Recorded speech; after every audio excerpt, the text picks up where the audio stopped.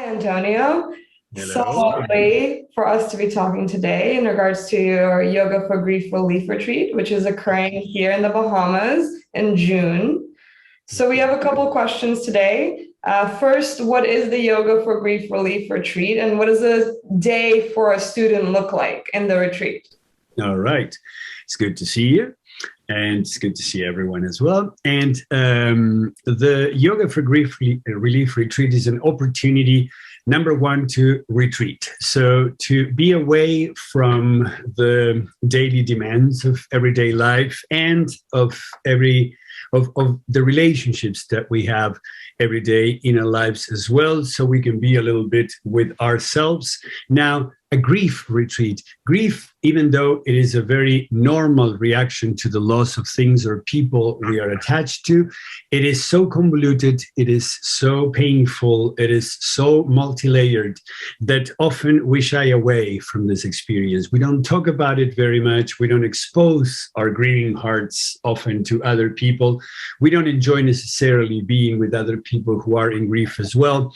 So this is an opportunity to, while retrieving, be able to be with one's own grief, to take a look at how we personally grieve, what are our losses, and what are the significance of those losses, and how can we learn to live with those losses. And so it's an opportunity to isolate a little bit from everyday life, and on the other hand, to take a look at this experience of grief that we usually shy away from. And the way it goes is usually the first day of the retreat, we dedicate a lot of time to receive information about grief, to normalize it, because as I was saying before, it is such a convoluted experience, such a multi-layered experience, that we all think that it is not normal. And it is normal. We all grieve. There is no way out of it. And so to analyze how it is normal, what are the normal symptoms of grief, what types of losses can derive in a grief process, whether only losses that relate to death or losses that also relate to things are or not valid for us to grieve, and what are perhaps the normal tasks that any grieving individual may need to accomplish in order to transit the normal process of grief. These are the things that we discussed the first day. We talk a lot about it, as I said, with the intention of normalizing. And then from that day on, the other 3 days, we practice. First thing in the morning, we practice. Is a two and a half hour practice. Is the program, the sadhana that I have integrated to address the physical, mental, emotional, and spiritual symptoms of grief. We practice it, and then we take a look at together what are the emerging issues that come out of that practice. This practice involves certain areas of the body where grief is processed, mainly the thoracic part of our body, and how we hold certain feelings in certain muscles, and how moving those muscles make those feelings more available, make those feelings more present in our awareness, so we can take a look at them and understand who we are and how we are grieving. And then throughout the day, we have opportunities to do some self-reflective activities, such as, for example, filling out some tables or charts that allow us to see where we are at in the grieving process. Even though we all grieve, none of us do it in the same way as another person, not two individuals grieving the same way. And so in order to understand how we grieve, I offer some charts that give us the opportunity to reflect on how is it that we are grieving. And as the retreat progresses, we also try to tap into the most important aspect of grief, which is its relationship with attachment. As I said before, grief is the normal reaction to the loss of things or people we are attached to. And as we know, attachment is a very important issue in yoga.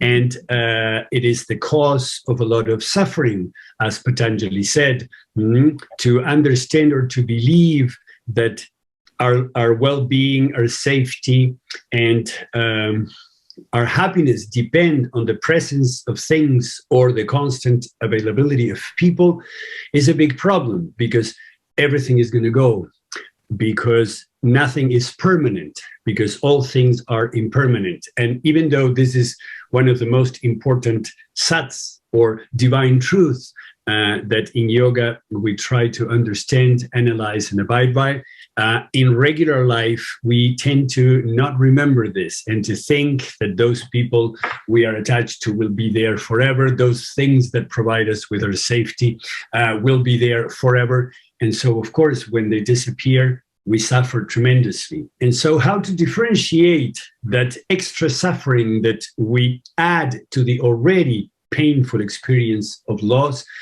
is a big part of the retreat. And that's what we do. Excellent. So from your point of view, who would take this retreat and why would they take it? Well, I would say everybody could, because, as I said before, we are not accustomed to taking a look at grief or looking at grief in the eyes. And it is a very important experience. So particularly someone who's grieving, someone who had experienced a loss recently, or that perhaps is not recent, but one has a little bit of a feeling that something has not completely gone right, or that we have not completely grieved the loss of a person or a thing. And by a thing, I mean that perhaps somebody has lost a house to a fire, or even somebody has lost a precious ring that has been given to them. And sometimes those losses as well are a valid cause of grief. We not always tend to acknowledge it. And so anybody who has experienced a loss could come to this retreat, as well as those working with the grieving individuals, because it is important to remember that, as Stephen Levine said, you can only help a person grieving up to the extent that you know your own. So tapping into one's own grief is one of the most important assets for those of us who are working with grieving individuals. And so both those who are grieving on one hand and those who are working with the grieving individuals would benefit from coming to this retreat.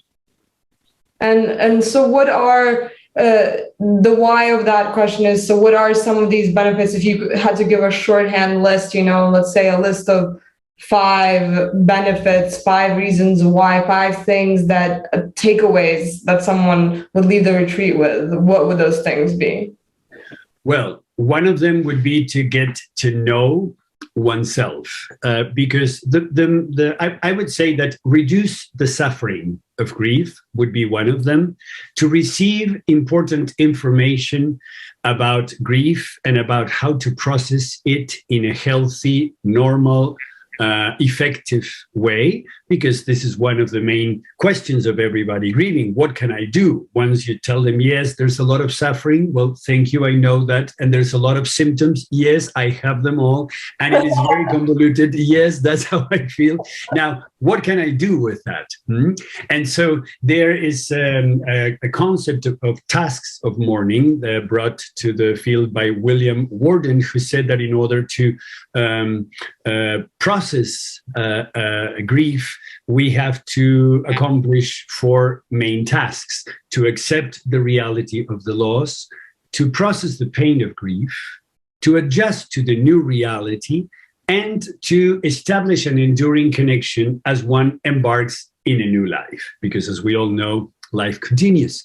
And so perhaps understanding those 4 tasks and taking a look at where we are at and what do we need in order to accomplish those tasks are one of the big takeaways from the retreat, because it's a little bit like finding out that there is a roadmap, that in this situation that seems so terrible, there is a roadmap, there is something to do. And so to get a sense of that roadmap and understand where we are in it is one of the also takeaways.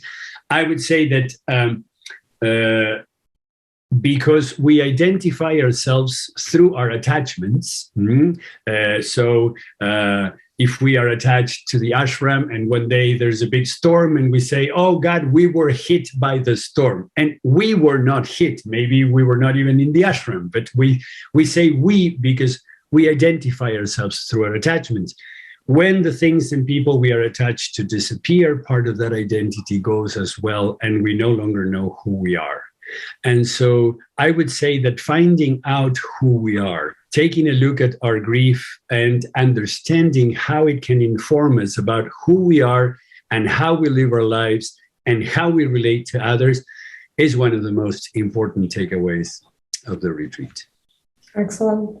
So how many times have you done this retreat with us? Well, a couple of times.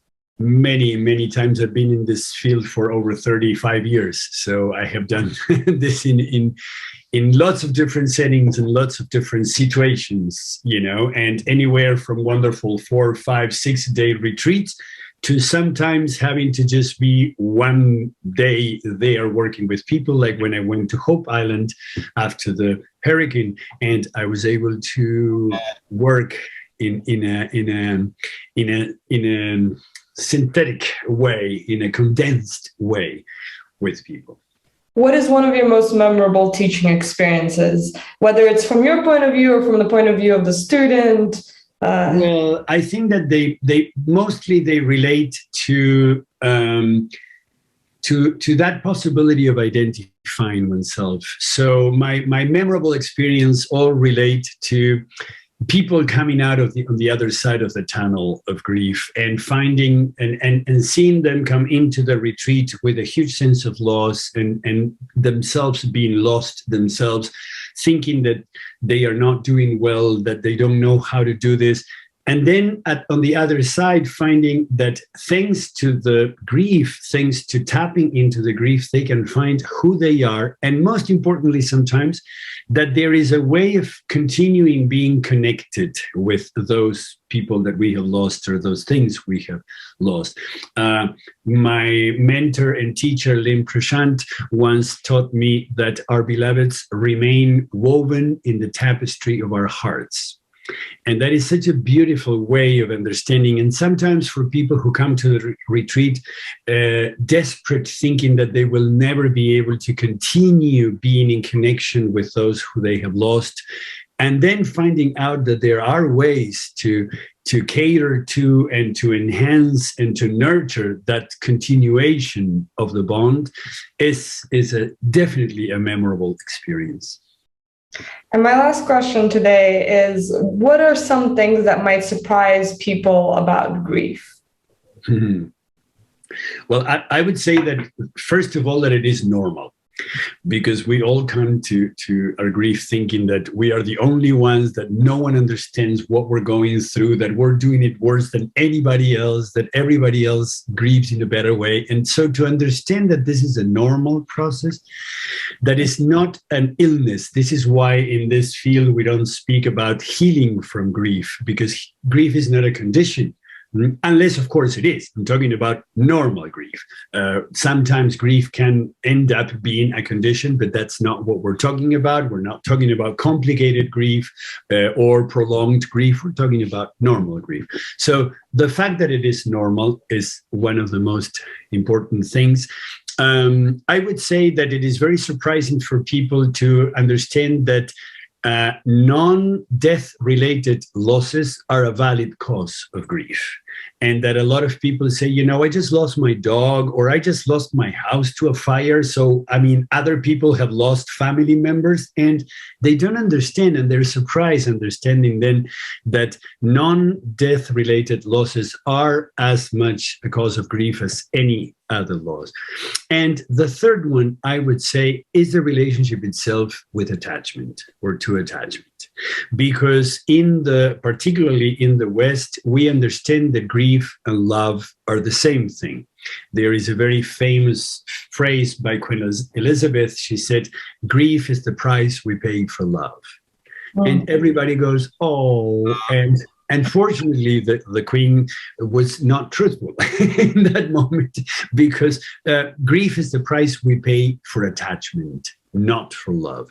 Love is the coin. Continuing with the love bond is one of the most important pursuits of both grief therapy and grief counseling. And this idea that we have that if you love me, you want me there is signaled by attachment. And as we know from yoga, and particularly from bhakti yoga, attachment and love are not the same, but they are actually opposite. Because if you're attached to me, you love me being there, not me. You don't love me. You love my presence, but not love me. So attachment is a form of conditional love. And when people can break the chains of attachment in their love relationships, that is a surprising experience. How we can love without attachment, that is truly a surprising experience that I have enjoyed throughout the years, witnessing people coming to an understanding. So really, it's both a retreat for grief, but also a retreat to teach you how to love without attachments. Absolutely, in a way, it is correct, and it is a fascinating process, a freeing process. And so many times we have heard so many yoga masters speak about the freedom from attachment as a true form of freedom and as a true pursuit of yoga. Let's remember that in order to achieve spiritual success in yoga, we are to practice. Abhyasa, and we are to not be attached, vairagya. We are to have a life of non-attachment. And of course, it's not easy. We come hardwired for attachment to this life, and it's very hard to do it. And it is possible. And I believe this retreat is a very practical opportunity to understand and to practice this sat, this essential truth that governs the universe and creation. Excellent. So thank you for answering all my questions. And I look forward to seeing you here for the retreat, which is June 16th to the 19th in the Bahamas. And excited to see the students come and the magic that will be made. Absolutely, as well, and myself. And also I have led these retreats in different settings and parts of the world. And I have to say that the astonishing beauty of the environment in Bahamas and the very serious ashram life and yogic life that is offered in the Bahamas are an outstanding opportunity to really dive into this process in a serious, committed way that is surprising and yet possible. We can grieve in a beautiful place. That is true. Om Namah Shivaya. Om Namah Shivaya.